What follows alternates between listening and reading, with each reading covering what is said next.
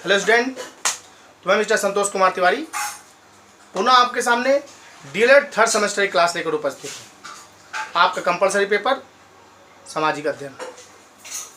तो पिछली क्लास में मैंने बताया कि ब्रिटिश इंडिया कंपनी ने किस तरह से अपने आप को भारत में स्थापित करने का कार्य किया और किन किन क्षेत्रों में उन्होंने अपनी कामयाबी का झंडा गाड़ा और उन्होंने कहीं ना कहीं राष्ट्रीय एकता में फूट डालकर अपने वर्चस्व को कायम रखा।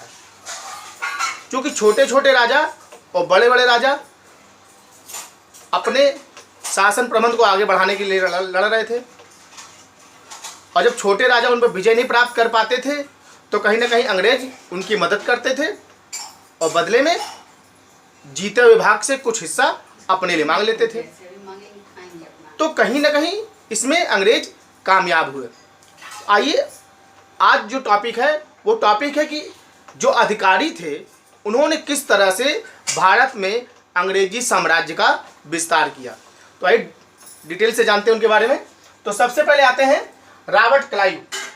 तो रॉबर्ट क्लाइव जो थे वो 1757 में बंगाल के गवर्नर नियुक्त हुए। 1757 में बंगाल के गवर्नर नियुक्त हुए। यह बहुत ही महत्वाकांक्षी और कुशल नेतृत्व करने वाले थे। तो इन्होंने उस समय बंगाल की दशा बहुत अच्छी नहीं थी, तो इन्होंने आकर सन 1757 में सर्वप्रथम प्लासी का युद्ध जीता और उन्होंने शाह आलम और डचों की शक्ति को लगभग समाप्त सा कर दिया। तो कहीं ना कहीं क्लाइव राइट अपनी चातुर्य बुद्धि में कहीं ना कहीं सफल हुआ। इन्होंने कंपनी संबंधी निम्न सुधार किए। क्या सुधार किए, नोट करिए। सबसे पहले कंपनी के कर्मचारियों को भारतीय भेंट तथा उपहार आदि लेने से मना कर दिया। यानी जो उपहार आदि कंपनी के अधिकारी लेते थे जिनकी जानकारी नहीं हो पाती थी, तो कहीं ना कहीं क्लाइव राइट ने इस विषय पर ध्यान दिया और उन अधिकारियों और कर्मचारियों को जो छूटें मिलती थी कर के द्वारा या और उपहार जो मिलते थे उसमें कहीं ना कहीं रोक लगा दी। सेकंड पॉइंट नोट करिए, कंपनी कर्मचारी निजी व्यापार करने से भी रोक दिया। जो अपने साथ निजी व्यापार करते थे उस पर भी उन्होंने रोक लगा दिया। थर्ड पॉइंट नोट करिए, कर्मचारियों की केवल नमक, पान तथा सुपारी का व्यापार ही करने को छूट दी गई। अर्थात कंपनी की दशा में उन्होंने विशेष सुधार किया। अब आते हैं इलाहाबाद की संधि। ये क्वेश्चन आता है, इसको नोट कर लीजिएगा जरूर। ये क्वेश्चन आता है कि इलाहाबाद की संधि किन किन के बीच हुई थी और कब हुई थी। ठीक है, तो ये ध्यान रखिएगा, नोट करिए। 1765 ईस्वी में इलाहाबाद की संधि हुई थी जिसमें सम्राट व अवध के नवाब से अलग अलग संधि की गई। सम्राट व अवध के नवाब से अलग अलग संधि की गई। इसे ही इलाहाबाद की संधि कहते हैं। इसे ही इलाहाबाद की संधि कहते हैं। नेक्स्ट पॉइंट लिखिए, क्लाइव राइट ने 1766 ईस्वी में प्रथम डाक व्यवस्था भारत में प्रारंभ किया। प्रथम डाक व्यवस्था 1766 में रॉबर्ट क्लाइव ने प्रारंभ किया। नोट करिए। अब नेक्स्ट आते हैं वारेन हेस्टिंगन। वारेन हेस्टिंगन जो थे उन्होंने 1772 में बंगाल का गवर्नर इन्हें नियुक्त किया गया। जिस समय हेस्टिंगन को बंगाल का गवर्नर नियुक्त किया गया उस समय बंगाल की जो दशा थी वह अत्यंत शोचनीय थी, क्योंकि अकाल व अन्य विपदाओं के कारण कोष रिक्त सा हो गया था। इसलिए हेस्टिंगन्स के कंधों पर दोहरी जिम्मेदारी हो गई थी। एक तो भारत की दशा को सुधारना और दूसरी कंपनी की दशा को सुधारना। तो दो दोहरी मार थी इनके ऊपर। तो उन्होंने लगान संबंधी सुधार किया। अब लगान संबंधी सुधार में उन्होंने क्या किया, भूमि का लगान पंचवर्षीय कर दिया गया। यानी भूमि को का जो सुधार था लगान वो पंचवर्षीय कर दिया गया। और ठेका उसी को दिया जाने लगा जो सबसे अधिक राजस्व देगा। ठेका उसी को दिया जाएगा लगान संबंधी जो अधिक राजस्व देगा। सेकंड पॉइंट, कलकत्ता में एक राजस्व समिति की स्थापना की गई। कलकत्ता में एक राजस्व समिति की स्थापना की गई। नेक्स्ट पॉइंट, बंगाल के प्रमुख जिलों को प्रबंध करने के लिए, बंगाल के प्रमुख जिलों का प्रबंध करने के लिए कमेटी ऑफ सर्किट की नियुक्ति की गई। बंगाल के प्रमुख जिलों को प्रबंध करने के लिए सर्किट ऑफ या कमेटी ऑफ सर्किट की नियुक्ति की गई।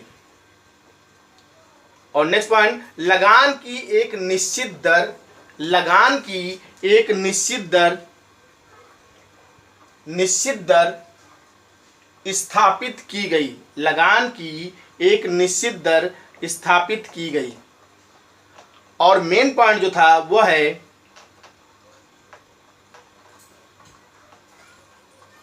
कि प्रत्येक जिले में कलेक्टरों की नियुक्ति की गई। प्रत्येक जिलों में कलेक्टरों की नियुक्ति की गई। प्रत्येक जिलों में कलेक्टरों की नियुक्ति की गई। प्रत्येक जिलों में कलेक्टरों की नियुक्ति की गई। अब आते हैं आर्थिक सुधार। आर्थिक सुधार में आते हैं, विलियम हेस्टिंग ने आर्थिक संबंधी जो सुधार किए वो था बंगाल के नवाब की पेंशन। बंगाल की नवाब जो संधि हुई थी, इलाहाबाद की संधि, और आपकी उस संधि के अनुसार जो बंगाल के नवाब थे उनको 32 लाख रुपए देने का किया गया था सालाना, जिसको घटाकर इन्होंने 16 लाख कर दिया। यानी कि आर्थिक संबंधी सुधार उनके वहां से इन्होंने कटौती की। यानी जो 32 लाख रुपए पेंशन दी जाती थी बंगाल के नवाब को, वह उन्होंने 16 लाख कर दी। नेक्स्ट पॉइंट, 1771 में हेस्टिंग्स ने, नोट कर लिए, बहुत इंपॉर्टेंट पॉइंट है ये, 1771 में हेस्टिंग्स ने नवाब सिराजुद्दौला से बनारस की संधि की। नवाब सिराजुद्दौला से बनारस की संधि की, जिसके आधार पर बनारस का जिला 40 लाख रुपए, जिसके आधार पर बनारस का जिला 40 लाख रुपए कंपनी को देगा। 40 लाख रुपए कंपनी को देगा। इसी को बनारस की संधि भी कहते हैं। कभी कभी आता है बनारस की संधि किस सन में और किस किस के बीच हुई थी, तो 1771 ईस्वी में हेस्टिंग्स और शुजाउद्दौला के बीच में हुआ था। शुजाउद्दौला के बीच में और हेस्टिंग्स के बीच में 1771 में बनारस की संधि हुई थी। नोट कर लीजिए।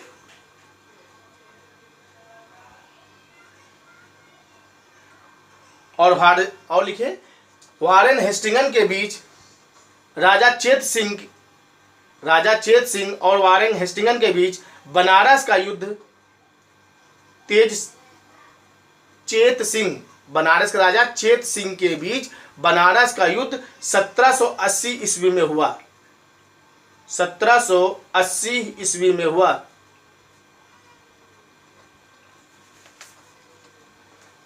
अब आते हैं वारेन हेस्टिंग्स के न्याय संबंधी सुधार।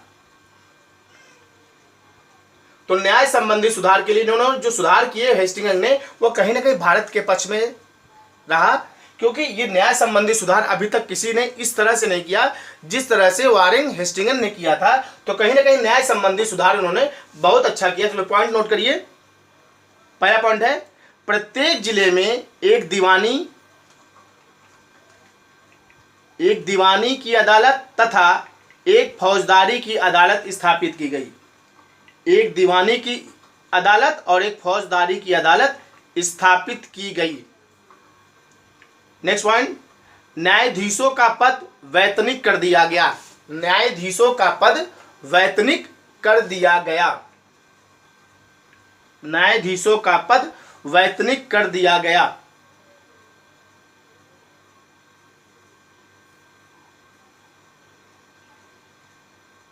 और जमींदारों को, जो जमींदार थे, उनको कहीं ना कहीं न्यायिक कार्य से वंचित कर दिया गया। जो जमींदार न्याय व्यवस्था देखते थे, कहीं ना कहीं उन्हें इस कार्य से मुक्ति दे दी गई।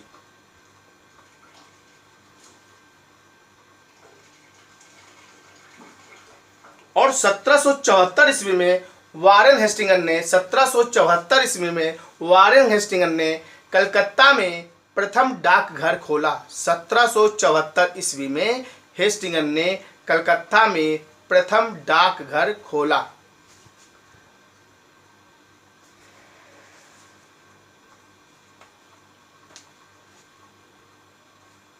अब आते हैं विलियम बेंटिंक।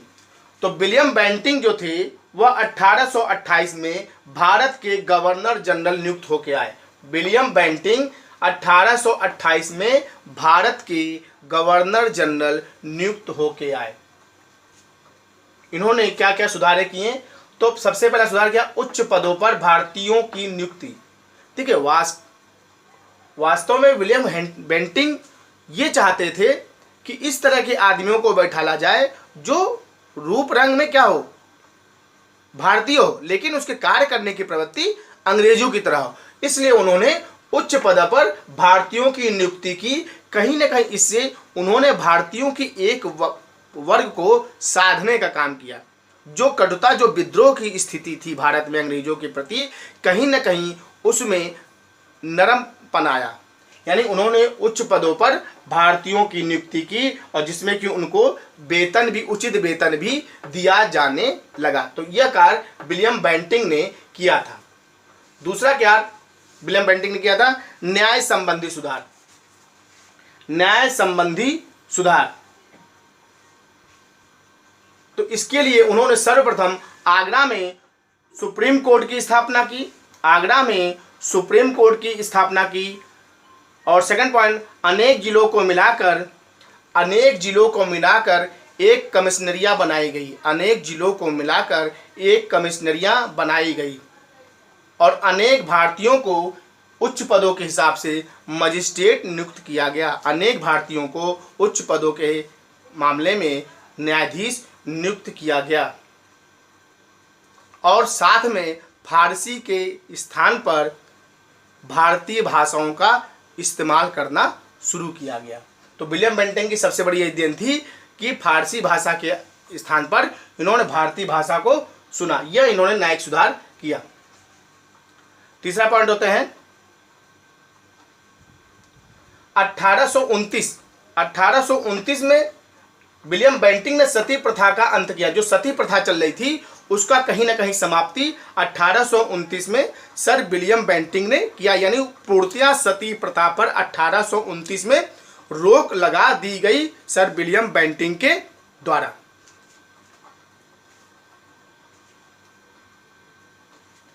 नेक्स्ट है कन्या वध का निषेध।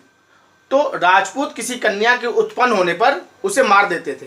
राजपूत किसी कन्या के उत्पन्न होने पर उनका वध कर देते थे। लेकिन बेंटिंक ने इस कुरीति को समाप्त करने के लिए कहा। यानी राजपूतों पर उन्होंने दबाव बनाया और दबाव बनाकर जो लोग इसकी कन्याओं की हत्या करते थे जन्म के उपरांत, उनको सजा देने का प्रावधान किया, जिससे कि कन्याओं का वध रुक जाए। तो सर विलियम बेंटिंक ने इस पर कन्या वध पर उन्होंने रोक लगाने की कोशिश की और कहीं ना कहीं इसमें सक्षम हुए, जो भारत के पक्ष में था।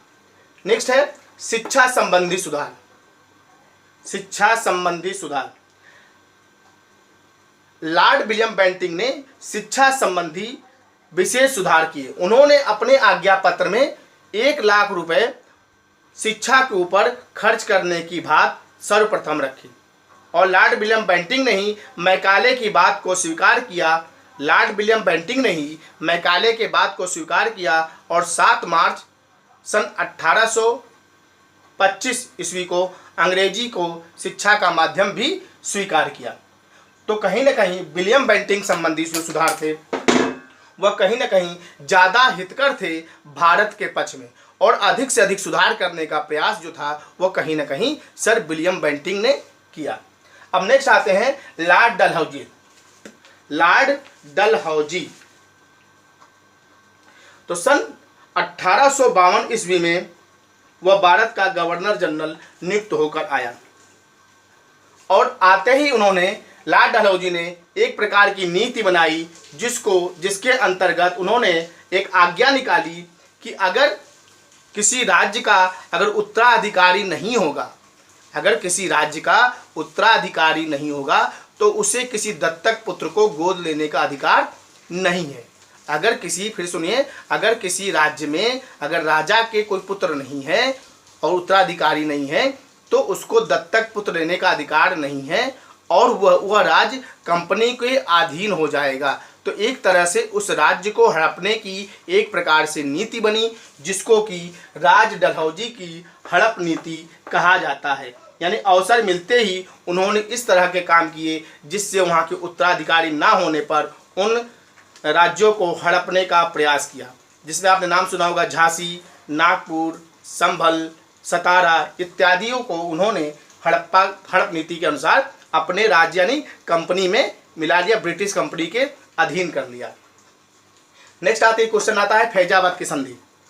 तो फैजाबाद की संधि जो थी वो लॉर्ड डलहौजी और वाजिद अली शाह, नोट करिए, फैजाबाद की संधि लॉर्ड डलहौजी और वाजिद अली शाह के मध्य 1856 में हुई। 1856 में हुई। इसमें अंग्रेजों को राज्य में मिला लिया गया और साथ में 22.5 लाख रुपए उन्हें जीवन यापन के लिए दिया जाने लगा और नवाब को कलकत्ता में नज़रबंद किया गया और उनके जीवन यापन के लिए उन्हें 12 लाख रुपए दिया जाता था सालाना। नेक्स्ट आएंगे अमृतसर की संधि। नेक्स्ट है अमृतसर की संधि।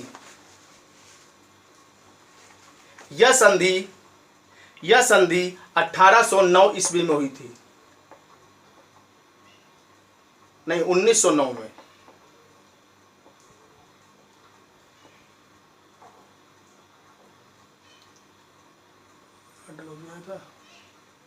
नेक्स्ट है अमृतसर की संधि।